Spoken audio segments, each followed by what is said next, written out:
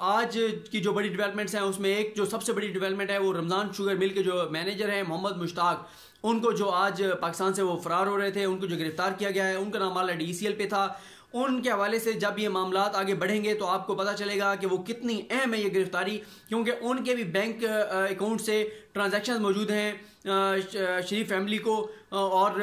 अब ये मामलात मज़ीद तेज़ी से आगे बढ़ेंगे। मैं आपको बार बार ये बात क्लियर कर रहा हूँ कि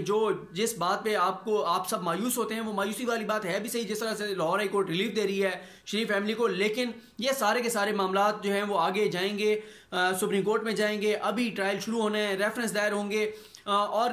मैं एक और बात भी समझता हूँ, जब मैं ये कहता हूँ कि किसी तरह से इनका बचना मुमकिन नहीं है, ये आसिफ जरदारी गिरफ्तार होंगे, शरीफ खानदान को लाहौर हाई कोर्ट जितना मर्जी रिलीफ दे दे, ये इनके लिए कुछ भी नहीं है। उसकी वजह यह है कि जितने केसेस हैं हमजा शहबाज के ऊपर, सलमान शहबाज के ऊपर, नवाज शरीफ, शहबाज शरीफ, इतने केसेस हैं कि तमाम केसेस में अगर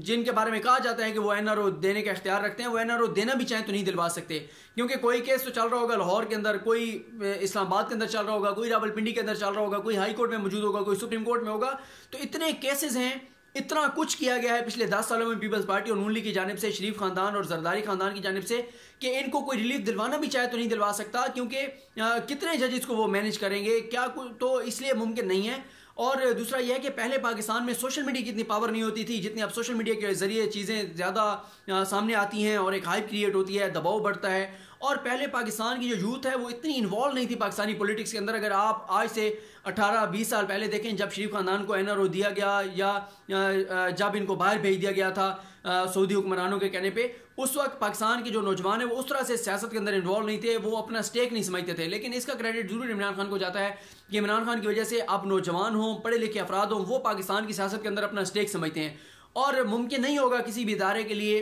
नवाज शरीफ के ख़ानदान और आसिफ अली जरदारी के ख़ानदान, जो पाकिस्तान की तबाही में जिनका बहुत बड़ा किरदार है, 3-3 बारियां लेने के बाद उन्होंने जिस तरह से पाकिस्तानी इदारों को तबाही के दहाने पर ले आए, जिस तरह से तमाम इदारों को करप्ट किया गया, तो इसलिए उनके लिए मुमकिन नहीं होगा।